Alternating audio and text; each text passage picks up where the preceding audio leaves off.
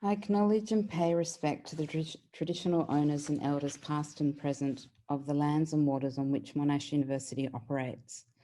At MARTA, we acknowledge Aboriginal connection to material and creative practice on these lands for more than 60,000 years and celebrate their enduring presence and knowledge.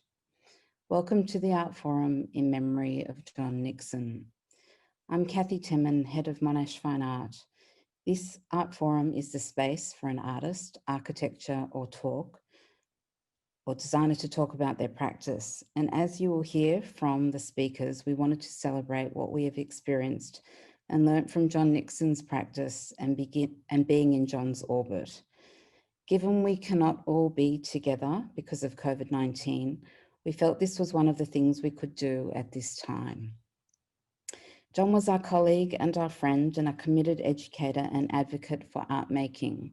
We're privileged at Monash Fine Art to have had John working with us for the last 13 years, and he began working at Monash when Domenico De Clario was Head of Fine Art. John taught in the BVA and BFA courses and the non-objective abstraction painting elective. John studied at the National Art School that became the VCA, and I welcome the students and staff from the VCA here, where John was an alumni. I especially welcome John's wife, Sue Kramer, and his daughter, Emma Nixon, who is also a recent Monash alumni of the Bachelor of Art History and Curating course and has worked in our faculty gallery. I welcome John's other friends and colleagues, as well as students who did not know John. Since March 2020, John's exhibition Groups and Pairs, 2016 to 2020, has been on display at Anna Schwartz Gallery in Melbourne. And due to the extensive lockdown and John's passing, the exhibition has been extended until December. Today, the order of events is that there are 6 people speaking about John, and I greatly appreciate the speakers who are talking here today. Each person will introduce themselves and talk for 5 minutes, and then introduce by name the next speaker. I will begin talking, and then Anna Schwartz, Amalia, Lindo, Jacqueline, Stojanovic, Max Delany, and Rose Nolan. If you'd like to speak or say anything, please put it in the chat. And if there is time, we'll open this space up at the end. So I'm just going to begin as my role as speaker. I met John Nixon in 1986 when I was 18 years old, and he was one of my lecturers in the TOP, Tertiary Orientation Program at Victoria College, known as Paran College, and he was the most direct of all of my teachers. He was also teaching with other artists that he was close to, and they included Tony Clark, Jenny Watson, and the late Howard Arkley. One day, John asked me to make a painting in 10 minutes, and I remember saying, "What do you mean, 10 minutes?" I thought he was joking, and he said, "Just do it." So I did it. In that process, I felt liberated in trying to do something different or a different way of working that I had not considered before, and it was quick and direct. I was lucky enough to be in John's exhibitions, or in exhibitions with John, and participated in some of the projects that he generated that included shows at Store 5, which was the artist-run initiative that Melinda Harper, Gary Wilson, and Kerry Poloness initiated between 1989 and 1993 that was located in Maples Lane across the road from Paran College, just off Chapel Street. Callum Morton studied alongside me and lived in one of the warehouses where Store 5 was located, and he introduced me to the group. John was a mentor to Store 5, and the Artist Run Initiative was a supportive space to develop and show your work. And having an artist of an older generation gave it gravitas and an already made context, one that I did not understand at the time. The audience was broad because of John's connections, and during that time I met Anna Schwartz, Max Delany, and Rose Nolan, two of the other speakers, during this time. John was a supporter of the SWIM, Support Women Image Makers group that I initiated and while at art school, and all of these activities were happening at the same time, and he was supportive of many female practitioners that were part of the Store 5 collective. John came to my studio when he was curating the Drawing Now show as part of the Melbourne Now exhibition at the NGV in 2014. The joy of having another artist curate an exhibition is that there are no formalities, and John chose a drawing that I tore out of my book and he put it between two pieces of cardboard and left within 15 minutes. John had a direct economy of means in his approach to making and installing, and this exhibition of drawings that was installed by the artist's alphabetical surname to determine the order of the show. The things that I shared an interest in with John was DIY, play, anything from the 60s and 70s, circles, abstraction, materiality, and a focus on collecting. The John box, as I call it, is a perspex storage container that formed when I was moving a few years ago. And the things that John had collected for me over the years, things he saw that had a connection to my work, he just gave me or sent them to me. And they include a dark hot water bottle, a koala tapestry that he sent in the mail to me when I lived in London, photographs of trees he took while in Japan, and a Fred Flintstone wooden toy car he found in an opportunity shop. And he would leave me things in my pigeonhole at Monash, and in the last few years, he would let me know that what he was doing by pinning flyers of his events on my office door.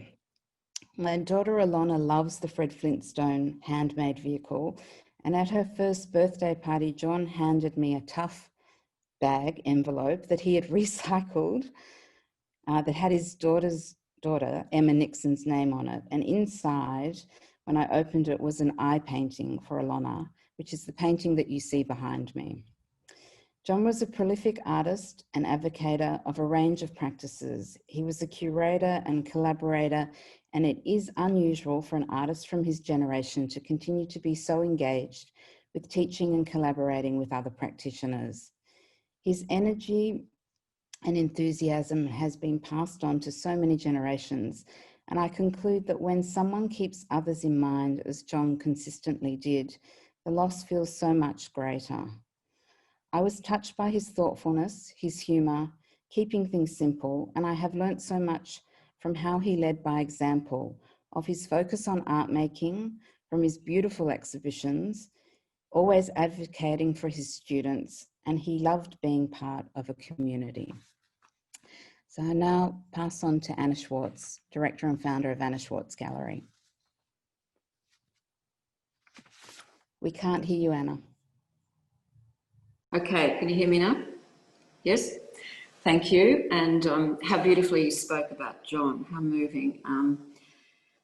And actually, all you have to say is John in this country or in many other places of the world for everybody to know who you're referring to.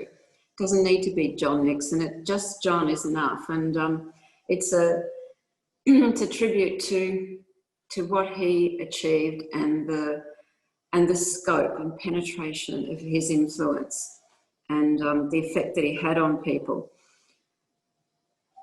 When I first met John, it was quite a different cultural landscape.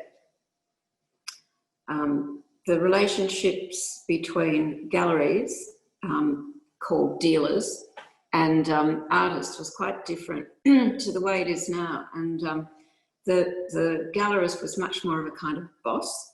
And the artist was sort of subservient to the gallerist, in a way, as it had been. And when I first, I didn't ever subscribe to that kind of mode of behaviour, but when I met John and invited him to show in my then gallery, which was called United Artists and was in Fitzroy Street, St Kilda, behind a restaurant, it had been historically quite an important gallery, and that gallery had moved, and I then inhabited the space with a group of others. And John had his first show with me then, I think, in 1985. And it was very simple. It was beautifully installed, which is something I came to know well and which I'll talk about more. But it was a very particular experience for me because the exhibition comprised 6 works, as I remember it. There's one Polaroid photograph somewhere. Max Delany and I have been looking for it. It does exist and I will find it, but The exhibition comprised 6 small works, 2 on each of the long walls and 1 on each of the end walls. And I was visited, the exhibition was visited by the then curator of contemporary art from the Art Gallery of New South Wales, Tony Bond. And Tony, I think it was the first time I met him too. And he looked at the exhibition seriously and spoke to me about it, and then said, well, I'd like to buy it. And I naively said, which one? And Tony said, the whole piece, thank you. And that was my education. That was my moment of understanding the nature of John's practice and how I would thenceforth look at exhibitions and look at artworks. And that was, you know, that was 35 years ago. And we've done so many things, so many projects and so many exhibitions since. I think it's 23 shows that John's had in the gallery, and including 5 group shows, 2 of which he curated himself, one called La Bohème and one called Cosmos in the succeeding gallery, which was called City Gallery. This is all documented actually in a book that was written by Doug Hall called Present Tense, which is the 35-year history to that point of the gallery.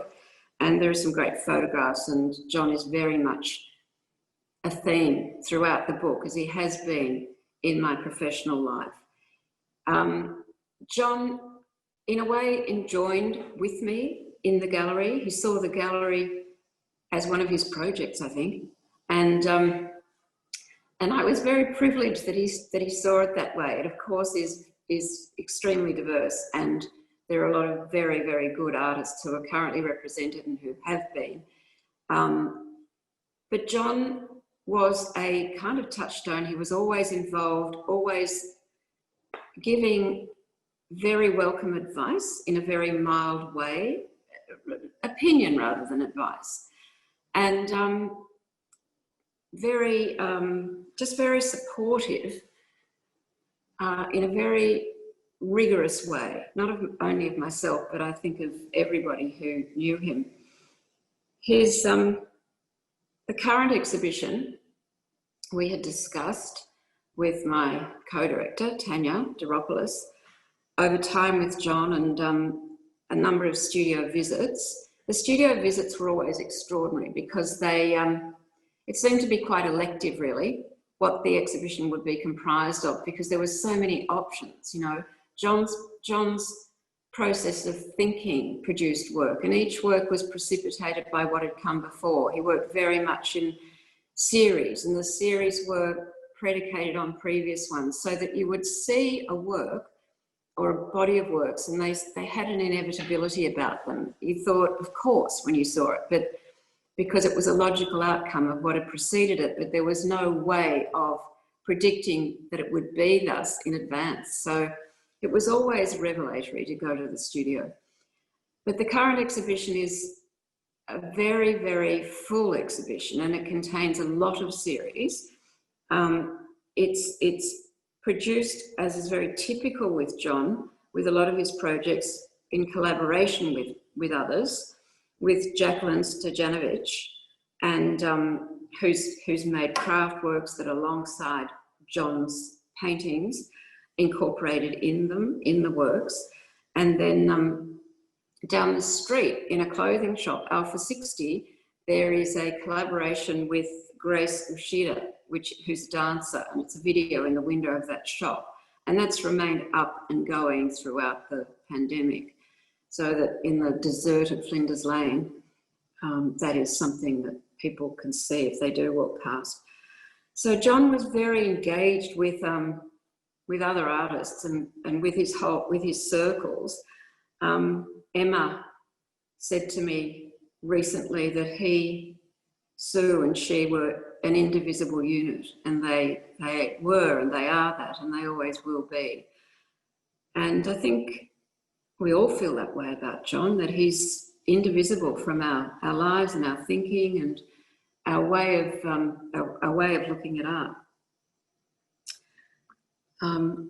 I've probably finished my 5 minutes, but I just want to say to the students, and this is for the students, that you should take your inspiration from John, and you should live well, and you should consider your colleagues, consider your peers, and consider the culture around you, what part you play in that and what you can contribute to it.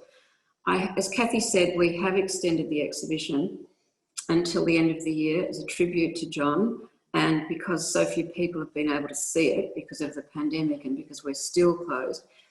But please keep an eye on our website or just the newspaper, and you'll know when we're open. And do come and see this show. It's absolutely extraordinary and a privilege to have it in the gallery. Thanks. So the next speaker is Amalia, Lindo.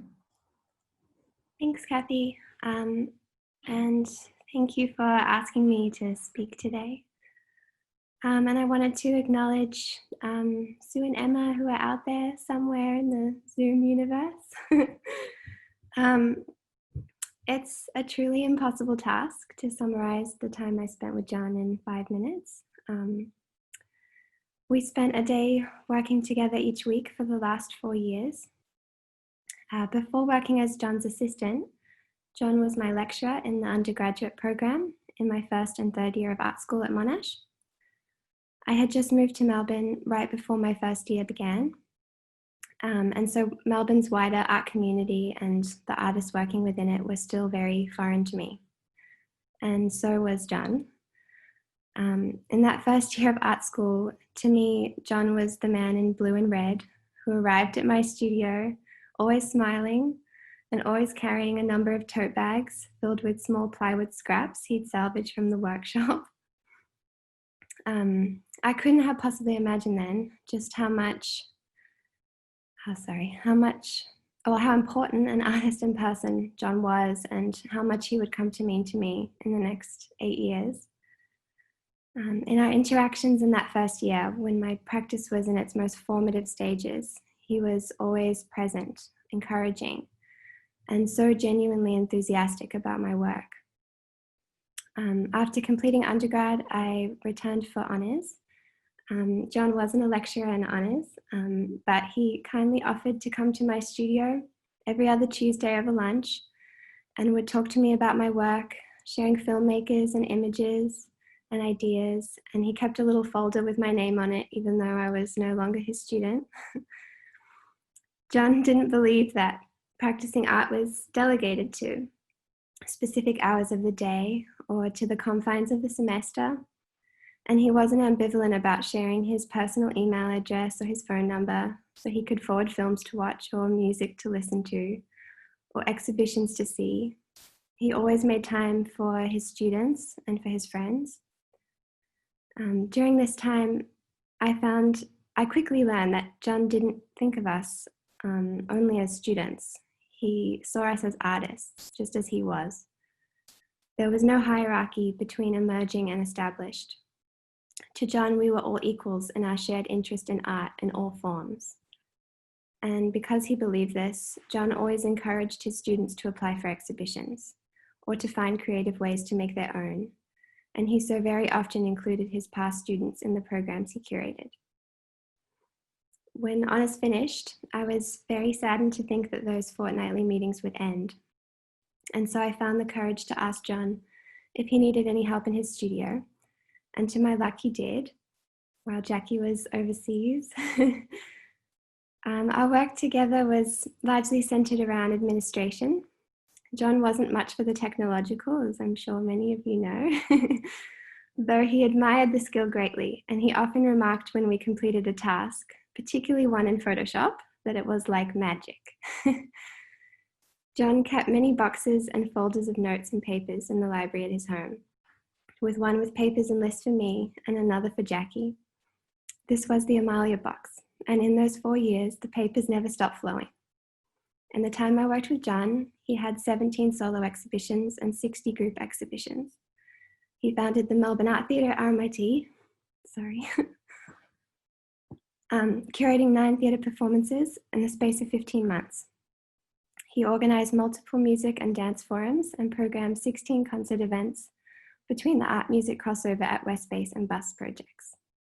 This was only a small measure of his momentous achievements, but these were the wonderful projects I was lucky enough to bear witness to and to assist with. John also didn't drive, and so we spent a lot of time in the car together. There was many a time when the back of my car was filled with paintings, theatre props, and handmade donkey's tail instruments.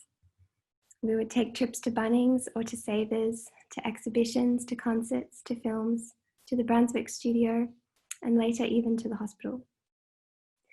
At op shops, John would often buy objects or materials for his friends when he saw a connection to their practice or their interests, as Kathy said. He would regularly take photos of things that he thought you might like, an advertisement or a detail of a building. Once when I dropped him off at the Eltham Pool, he asked me to photograph a small frog sculpture to send to Emily Floyd because it resembled the Icelandic puffins she had made.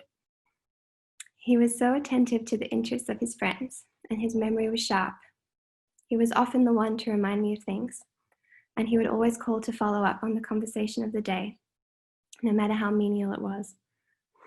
John had shown me what it means to be a friend, what it takes to be an artist, and what it looks like to face even the hardest of life's challenges with the spirit of adventure. It was a true privilege, to have had John as a mentor and a boss.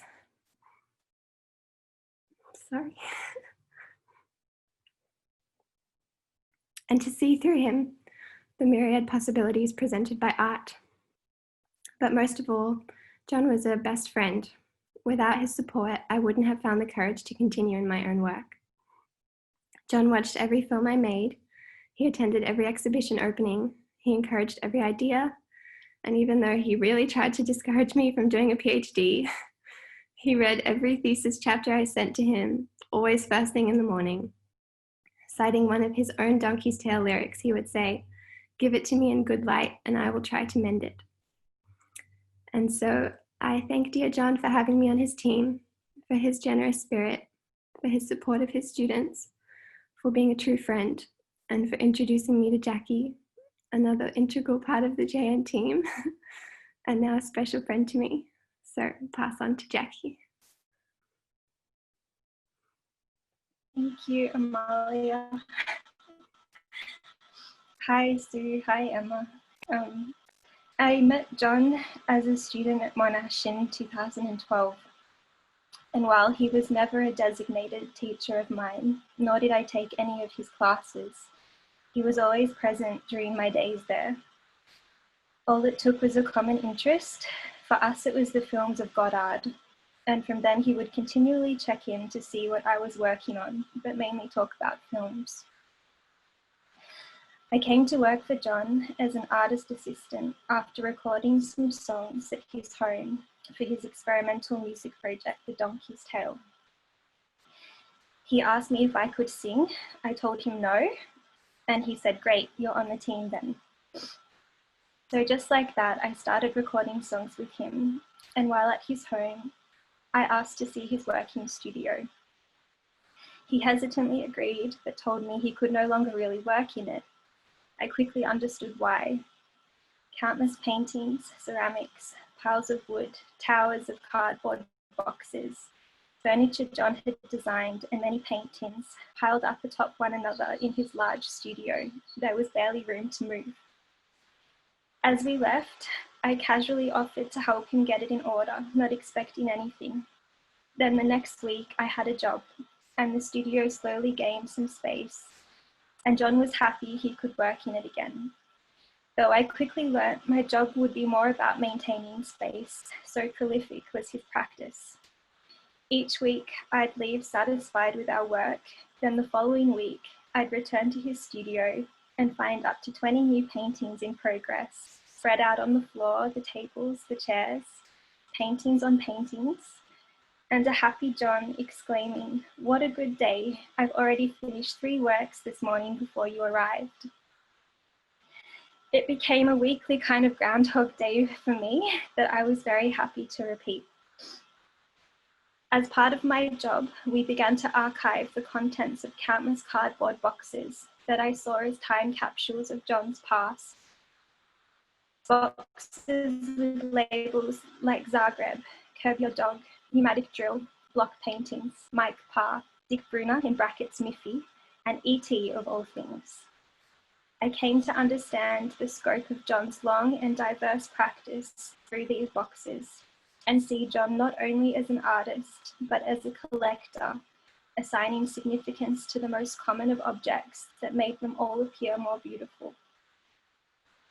Unpacking each box was an education, and I soon understood that after graduating from university, I was now enrolled in the School of John.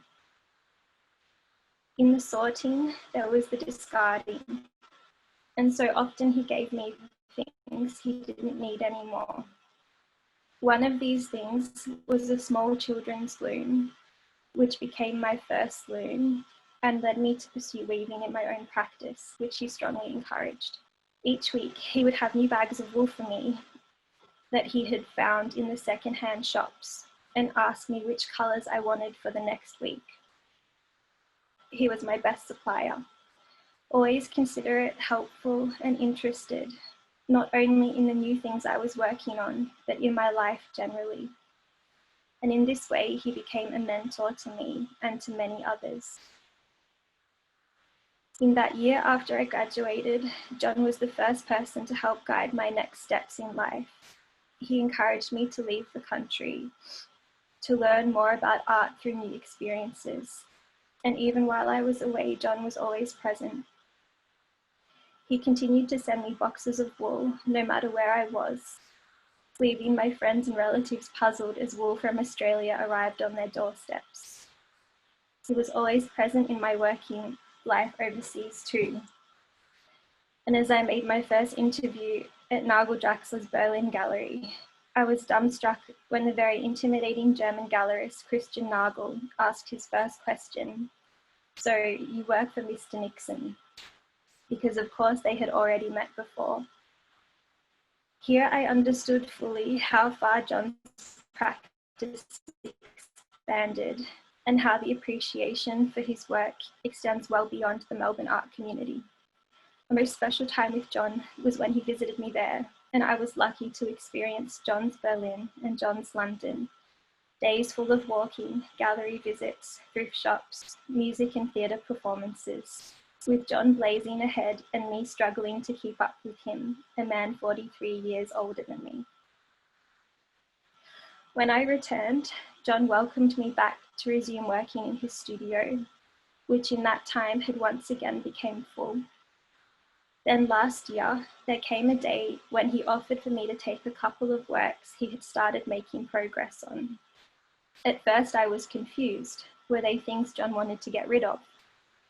Then he said, "Perhaps you'd like to do something with these and bring them back next week." This very simple, gentle suggestion was how our collaborative works began and continued. To think that he valued my work enough to exist within his still amazes me, and it is an immense honour. The days working in John's studio were always happy days. There was always something new of his to discover, things even he had forgotten he'd made. I frequently asked him, "Which is your favourite work?" since I often found paintings that seemed to me outstanding. But his answer always disappointed me. "I don't have a favourite, they're all good." And sometimes I would push him further and say, "Then will you ever have a masterpiece?" To this he told me no, but on the other hand, they are all masterpieces. This was John. He assigned value to everything he did. He saw beauty in the simple, commonplace, abandoned, and the broken.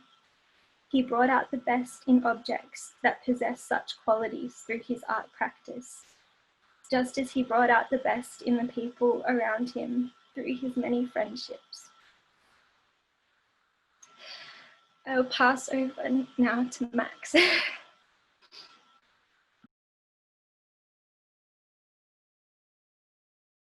Thank you, Jackie. Thanks, Kathy. Hello, everyone. It's an honour to participate. I would also like to acknowledge and send my love to Sue and to Emma and to John's many friends and colleagues. Kathy asked how we came to know John, how we came to work with him, and what we have learned from his work and example. In my own case, I first saw John's work at United Artists at the back of Delany Bistro in Fitzroy Street, St Kilda, as Anna mentioned, in what I was guessing, and Anna confirmed, was 1985 when I was still an undergraduate student. It's probably not evident to younger generations of students today the extent to which the landscape tradition and figurative nationalist narrative painting still held sway in the 1970s and into the 1980s, at least in mainstream circles. The histories of abstract and conceptual art were not well established nor entrenched in Australian art historical canons. So John's work still maintained a radical, critical, alternative perspective and an ideological and theoretical stake in the ground, with its unique synthesis of modernist avant-garde tenets, the monochrome, the ready-made, arte povera, conceptual art, fluxus, anti-art, anti-music, but also informal and amateur art practices. John was a consummate exhibition designer, as Anna has also noted, and his exhibition at United Artists was very much an all-encompassing installation, with paintings, chairs, objects, and assemblages placed just so, recalling the display histories of constructivism. This approach, which John consolidated through his experimental painting workshop exhibitions over the next 2 or 3 decades, promoted the idea of the exhibition as Gesamtkunstwerk, a total work of art, reflecting the conjunction of art and life, which is inherent to John's practice. Delany was in the middle of Fitzroy Street in St Kilda, and not far from Crimea Street, where John had lived with Jenny Watson in the late 70s and early 80s, and which was very much at the centre of the punk and post-punk music scene, of independent bands and record labels. And it's from this context which John and colleagues, including Jenny Watson and Tony Clark, honed their independent avant-garde credentials, their DIY ethos, their embrace of humble materiality, amateurism, and a resourceful povera aesthetics. As an aside, I also wonder about the extent to which feminist ideas and practices might also have been influential to John. Janine Burke remembers John alongside Jenny Watson as being a supportive force in the early days of the women's art movement, in the same way that Elizabeth Gower was so important to Howard Arkley. So alongside avant-garde art traditions and histories and the DIY aesthetics of post-punk music, I wonder how much John's appreciation for domestic and everyday contexts, for materials derived from the craft, op, and hardware shops, for what were considered the more lowly genres of the decorative arts, and also his unwavering commitment to collaborative practices and consciousness raising might also have been informed by early feminist methodologies. I had the great privilege of working with John on a number of occasions over the years, and these were always both pleasurable and educational experiences, as John had a very warm, subtle and generous way of imparting his wisdom, sharing his knowledge and sensibility, which simply emanated without being forced. My focus today is on John's exemplary role as an artist who was also a curator, gallerist, small press publisher, and pamphleteer, not to mention musician and producer of experimental theatre. These multiple roles were perhaps most fully inaugurated with Art Projects, the independent gallery space that he ran in a rundown office block in Lonsdale Street from 1979 to 1984. Art Projects was a hybrid model, adopting elements of the artist-run, public, private, independent, and alternative gallery models. And it very much established a template for and a sort of DNA for so many artist-run spaces and projects subsequently. As an artist, John was, in his own words, self-activating. He recognised the importance of artists taking an active role in the discursive framing, presentation, and distribution of their work. It's important to remember that for most of the time that Art Projects operated in Melbourne, there was no ACCA, Gertrude, or CCP, let alone the plethora of artist-run initiatives and collectives that are apparent today. There were just a few spaces dedicated to experimental art, university galleries at Melbourne and Monash universities, and less than a handful of commercial galleries such as Pinacotheca. So Art Projects was very much pioneering in this regard. In the 5.5 years that it operated, Art Projects presented over 100 exhibitions, setting the pace for his prolific productivist methodology, which continued unabated, as Amalia has explained. He worked with artists, including his friend and collaborator at the gallery, Peter Tyndall, as well as John Matthews, Tony Clark, Jenny Watson, Mike Parr, Ty Parks, Benita Eli, Imance Tillers, Jill Orr, Bob McPherson, among many, many others. In addition to exhibitions at art projects, John also convened additional exhibitions at V Space, which blurred the distinction between the studio and the gallery, and one-day exhibitions in unconventional and non-art spaces with institutional names such as Art Projects Annex and the Institute for Temporary Art, among others. John was attentive to the distribution of his work and the activities through the development of a small but targeted mailing list for exhibition announcements, newsletters and pamphlets, inserting his work and that of his colleagues into art historical and institutional frameworks. All exhibitions were documented on slide, the archive of which became an important repository for collecting otherwise ephemeral experimental practices for the historical record. It was around the time of art projects that John really accelerated his activity of self-publishing, both as a platform for his own, as well as his colleagues' work and ideas, and as a means of distribution and documentation. John published serial newsletters and artist page pamphlets with titles including Anti-Music, Press, and Pneumatic Drill, which became models for related publishing projects decades later, such as Material. He also published occasional journals such as Notes on Art Practice and later Curb Your Dog with John Young. These publishing activities and John's friendship, advice, and example were also influential to Paul Taylor establishing Art and Text and Ashley Crawford establishing Virgin Press and later Tension magazine. John's long-standing involvement in freelance, curating, and publishing never diminished and established a template for subsequent influential galleries. Art Projects was the subject of an exhibition that I curated with John and others called Pitch Your Own Tent, Art Projects Store 5, First Floor, presented at MUMA in 2005, which focused on the then recent history of contemporary art through the lineage of these three very influential artist-run spaces, Art Projects, but also Store 5, which was established by Gary Wilson, Melinda Harper, and Kerry Polanès from 1989 to 93, and also First Floor, which was established by David Rosetsky from 94 to 2002. John was centrally or tangentially involved with each of these three galleries, which promoted the values of affirmative action, DIY, and a shared sense of community, trajectories firmly established by Art Projects, along with ideals of resourcefulness, utopian projection, critical dialogue, and collaboration. These models are perhaps commonplace today, but their provenance and genealogy can be traced back to John's hand and influence at Art Projects, and as a critical model and stimulus for new art ideas and communities to emerge. John continued the work of the artist curator in a more formal institutional setting when he moved to Brisbane in 1980 to take up the role of the director of the IMA, the Institute of Modern Art, leaving Art Projects in the more than capable hands of his friends and colleague, Peter Tyndall and John Matthews.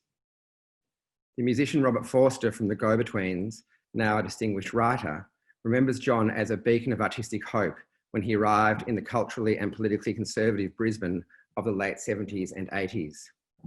He notes that John's art was both inspiring and provocative, and I quote, eclectic but distinctive, experimental but disciplined, respectfully plundering utopian avant-gardism, but still somehow of the moment. Forster underlined how ultra-reactionary and fiercely anti-intellectual Brisbane was at the time, which also speaks to the courage, invention, and endurance required to be an artist in these times, characteristics which John had in spades. Importantly, John's tenure at the IMA also paved the way for subsequent artist directors, including Peter Cripps, who followed John in the role, and later Barbara Campbell. So just a couple of final points. John developed networks long before the internet. His exhibition history charts an intrepid and complex web of exhibitions internationally, and as Jackie also noted, has led to decade-long relationships, collaborations, and exchanges that he maintains with artists and curators across the globe. He also connected these artists and curators with each other, with artist-run spaces such as Store 5, and galleries that he was associated with, such as Anna Schwartz in Melbourne, Sarah Cottier in Sydney, David Pistorius in Brisbane, among many others. Some critics saw John Nixon's commitment to constructivism and the rhetoric of the avant-garde as doctrinaire and austere, but this was itself an overly ideological position which neglected the evidence. Notwithstanding John's predilection for the monochrome, his work was resonant and anything but austere. He was a great colourist, and his work was always marked by a playful materiality and an intensely sensory, sonorous and social dynamic. His works are made from paint, canvas, wood, frames and the tools of his trade, such as rulers, paint can lids, a set square, a brush. So they have an ontological and conceptual as well as perceptual register. John was a collector of folk modernist studio pottery and an aficionado of modern jazz, and these forms of handmade, free-form improvisation naturally found their way into the experimental spirit and playfulness and verve of his work as an artist and experimental musician and composer. Installations such as the grand piano in front of a yellow wall at the original ACCA in '94, or his 20-metre orange painting for EPWO at ACCA in Southbank in 2004, and the immersive polychrome installation at City Gallery Wellington in 2017 are resonant with joyous, sonorous colour, the chromatic equivalent to the wall of sound. As is apparent in John's final exhibition, Groups and Pairs at Anna Schwartz Gallery, there's a great sense of freedom, rhythm and sensation in his works, executed with a poetic, even musical genius. It's been very moving and unprecedented to see the many tributes to John over the past month. Damiano Bertoli noted, and I quote, how John showed us that an artist can be autonomous and still community-minded. He showed us the importance of rigour, the sovereignty of the artist, and the primacy of art and ideas. As an artist, curator, publisher, and teacher, among myriad other roles, John modelled the many ways that one could be an artist. He was a promoter of, mentor to, and collaborator with generations of artists and curators, sharing his generosity, wisdom, and good humour with great dexterity and panache. Perhaps above all, John's work was marked by love, friendship, and generosity of spirit. In a recent post on social media, Fayen Devi recalls her invitation to John to give an artist talk above Hell's Kitchen. Reflecting on his work and motivations, he concluded his speech with the following remarks: "And that is what I want from art. I want happiness," which is also an appropriate place for me to conclude. And I now hand over to Rose. Thanks everybody, and thanks Max, and hi Sue and Emma. A lot of things have been covered already today, but I'm just going to read something that probably should just take about 5 minutes. I owe a lot to John. In many respects, it's hard to talk about the impact of John's practice without talking about John the human being, because it's not only what he did, but it's the optimistic and generous way he chose to go about it. I first met John at art projects in Lonsdale Street here in Melbourne, which Max has talked about. In the decisive and proactive manner with which we've all become familiar, John had started this artist-run space to produce exhibitions and events by a small and select group of already important artists, unencumbered by existing institutional and commercial limitations. Artists such as Jenny Watson, Peter Tyndall, Robert McPherson, Peter Cripps, Tony Clark and others. For me, as a young art student studying painting at the VCA, visiting art projects provided an alternative, a window into another world, to other possibilities for how to approach making work, always investigating the nature and limits of what constitutes an artwork. It was heady stuff. I'd been spending most of my time in the VCA library trying to catch up on what I didn't know, so let's just say I was in there a lot. The emerging figurative expressionism at the cusp of the 80s was not what I was interested in. I didn't always understand exactly what I was seeing in art projects, but gee, it felt exciting. Seeing John's roughly hewn, painted Hessian works simply nailed to the wall was pivotal for me. I felt like I was accessing a space and a program that was historically important, part of a bigger project, which of course for John it was. Climbing the stairs to see the exhibition was both exhilarating and slightly intimidating, often seeing John behind his big desk with typewriter and freshly produced publications laid out neatly across the desktop. And we're not talking computer desktop here. This was serious John, and John as curator, administrator, gallerist, and publisher. Only a couple of days before John passed away, still with his ever acute memory, he reminded me, "Elizabeth Gower brought you to me." He paused and then looked at me and said, "She knew." And the memory of that encounter came flooding back. For years it had puzzled me, for when that more formal introduction was made, John quietly but clearly informed me that he was not only supporting, that he was only supporting one young artist that year, and that was Dale Frank. I had no expectations. We could have had a short, polite conversation. That would have been enough for me. But that's not how John operated. He wasn't into small talk. He saw it as important to treat the moment with seriousness and respect. In that gentle but unequivocal letdown, he was acknowledging me as a young artist. In fact, he knew more than I did. I wasn't sure what I was doing. I was still working it out. It was an early introduction to the clarity and integrity that John displayed in all that he Something did. to eat? I wasn't deterred. And from that point on, John continued to be supportive, keeping up with what I was doing, often mailing invitations to exhibitions, and eventually curating my work into significant group exhibitions. Geometric Abstraction at ACCA, which he co-curated with Sue Kramer, Bohemia at Lindo, and Cosmos at City Gallery. Most significantly for me, in the later 1980s, John connected me with other young artists who shared similar formal and conceptual interests from Melbourne, Sydney, Brisbane, and Adelaide. We became what John would continue to refer to as the Friends. This was social John, and John as mentor, connector, and influencer. And in 1989, I became involved in the artist-run space Store 5, founded by Gary Wilson, Kerry Poloness, and Melinda Harper in Paran, which everyone's referred to today. Many friendships and partnerships, some romantic, were formed. It was creative, social, immersive, and at times argumentative. It's where I first met you, Max, Kathy and Anna, and other artists such as Stephen Bram, Callum Morton, Anne-Marie May, and Marco Fizinato, and many others. One-day exhibitions were the go, and we all benefited from the rigorous weekly turnaround to present or view new works, providing us with the opportunity to think about the space of the exhibition and display of our works beyond the studio. In the year 2000, John even secured funding for return airfares to Copenhagen for a group of us to participate in an exhibition he co-curated titled The Floor Show. It brought the Friends, both Australian and European, together. We were billeted out with local artists. It was summer. We rode bikes everywhere. I think even Marco did. We socialised and we made the exhibition. It was an example of John's rhythm and flow between art and life, where making art was to be taken seriously, but it didn't need to be hard.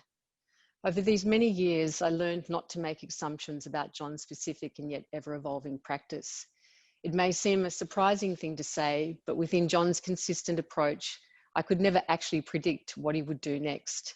And that's exactly the way he set up the framework for his overarching project, to allow himself the freedom to introduce, recombine and rearrange works, resisting any easy historical chronology, where older works could be dusted off, John's words, not mine, and brought into rhythm with recent works as a continuous whole. He made it look easy when it wasn't.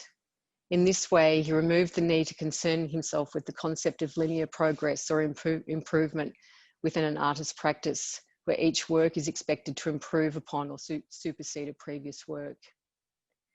He would describe himself as a fast artist, preparing and making multiple works in a working session. Sometimes it was actually hard to keep up with John and his new projects. He moved quickly once something sparked his curiosity and interest. But these projects were never arbitrary.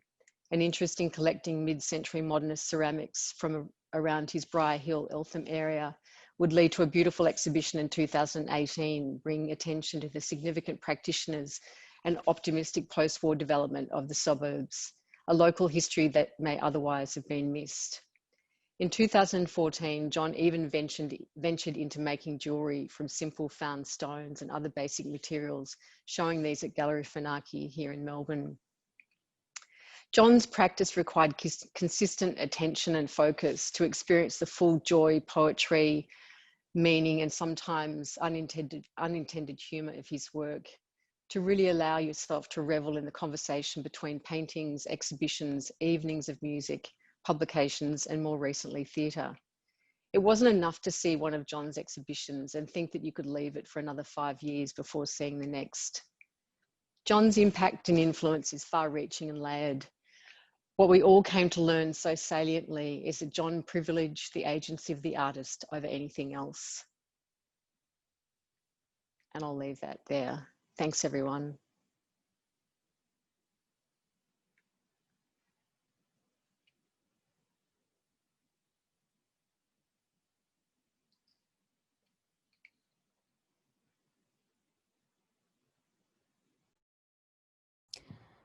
Hi again. Thank you so much to all the speakers that shared.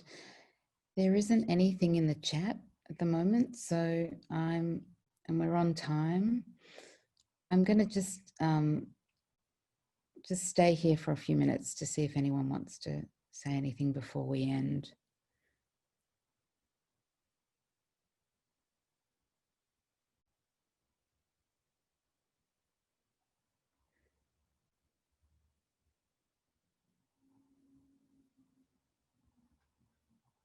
Oh, just now? Yeah. We can hear you, Sue.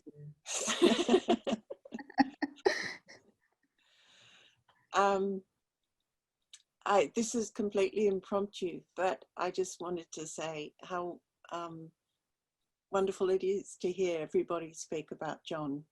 Thank you so much. And, you know, from the younger artist perspective, the wonderful Jackie and Amalia, who we value so much, to the friends we've known for such a long time, such as Anna and Max and Rose and Kathy, of course. I think John would be terribly moved to see everyone here today, and I bet, you know, I wish he would wish to be here, you know, to be part of the discussion. There was nothing he liked more. And as I said to Kathy once, I think that John might be the only teacher who, when it was the end of semester, he was the only one who was really cranky about it because he wouldn't be able to, he didn't want to take a holiday because he didn't want to miss seeing his students.